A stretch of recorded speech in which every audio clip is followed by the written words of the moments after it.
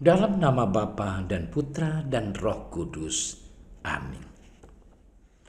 Allah Bapa kami, sabdamu adalah pelita, penuntun langkah kami, dan obor penyuluh jalan kami.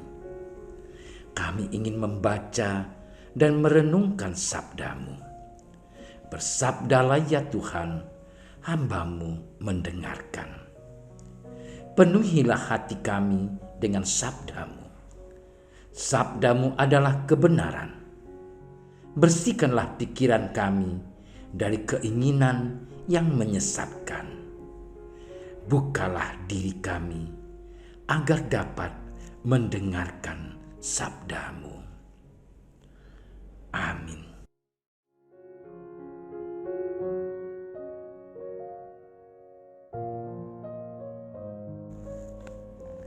Dalam khotbah di bukit, Yesus berkata kepada murid-muridnya, "Dalam doamu itu, janganlah kamu bertele-tele seperti kebiasaan orang yang tidak mengenal Allah."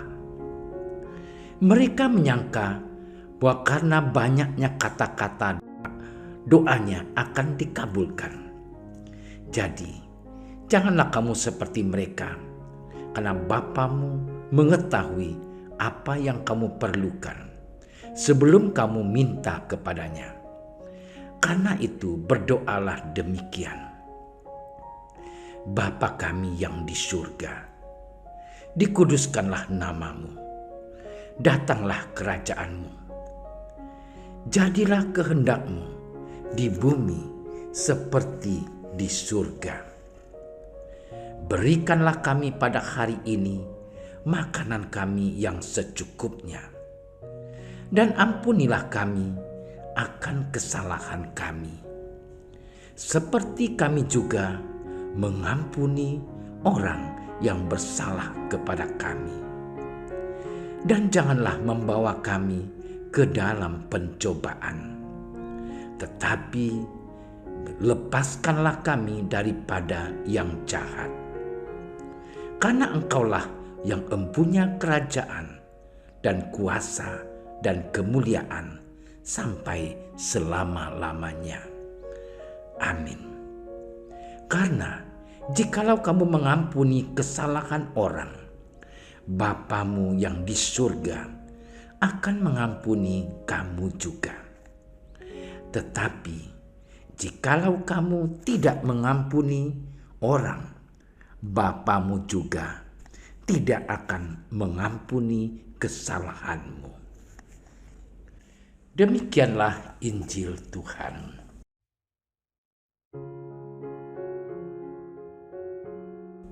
Saudara-saudariku yang terkasih dalam Kristus, Injil hari ini mengisahkan para murid belajar berdoa dengan baik dan benar kepada Yesus. Doa adalah cara pengungkapan diri kepada Allah. Maka Yesus tentu tidak ingin para muridnya berdoa tidak jelas atau berlebihan, bahkan tidak benar. Doa haruslah berasal dari ketulusan hati. Saudara-saudariku yang terkasih, dalam bacaan pertama, Yesaya menunjukkan manfaat dari doa yang baik dan benar itu, seperti hujan dan salju yang turun dari langit dan tidak kembali ke situ, melainkan mengairi bumi, membuatnya subur. Doa tidak hanya menjadi sarana komunikasi pribadi dengan Allah, tetapi juga menjadi berkat kepada siapa saja yang didoakan dan dalam lingkup kehidupan kita. Saudara-saudariku yang terkasih, Yesus mengajarkan dan mewariskan kepada kita doa Bapa Kami, dengan maksud agar semua pengikutnya belajar untuk menjadi pribadi yang sempurna, seperti Bapa sempurna adanya. Menjadi sempurna bermakna menjalani hidup selaku dan seturut perintah Allah, yakni untuk saling mengasihi. Doa Bapa Kami juga mengajarkan kepada kita bahwa yang terpenting dalam doa ialah mendengarkan kehendak Allah. Dengan berdoa Bapa Kami, kita membiarkan kehendak Allah terjadi dalam dan melalui hidup kita, sehingga doa menjadi pengantar diri kita kepada kerinduan akan Allah. Kita masuk dalam hubungan yang intim dan hidup dengan Allah.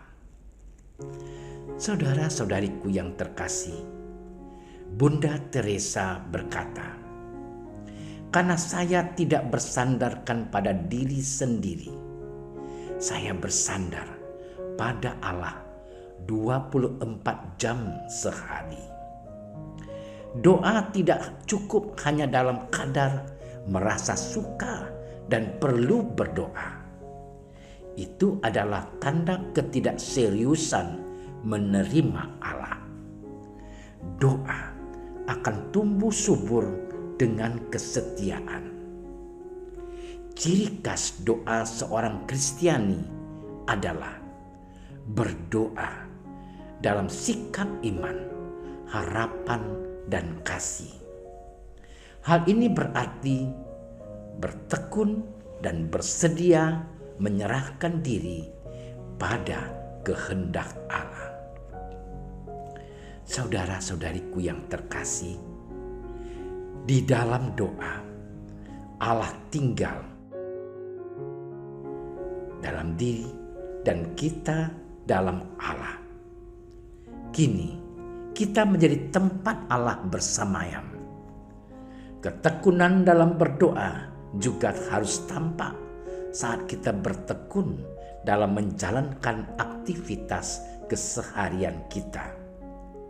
Kita dilatih untuk bertindak total dan sadar secara jelas apa yang kita lakukan demi diri dan orang di sekitar kita. Doa bukan sekedar mengucapkan, tetapi doa juga persiapan diri tahap demi tahap kepada Allah. Maka marilah saudaraku yang terkasih, bersama kita buat seluruh rangkaian aktivitas harian kita menjadi doa dan persembahan kepada Allah. Ya Tuhan, semoga doa yang Engkau wariskan kepada kami membantu kami untuk terus bersemangat dalam memberi diri di setiap kegiatan kami sehari-hari. Ya Tuhan, semoga sabda-Mu menjadi daya kekuatan yang mengubah hidup kami dan membuat kekuatan kami menjadi pendorong mekarnya kebenaran, kebaikan, dan keindahan dalam hidup ini. Dan semoga dunia ini sungguh menjadi dunia yang penuh dengan buah-buah keadilan dan perdamaian. Amin.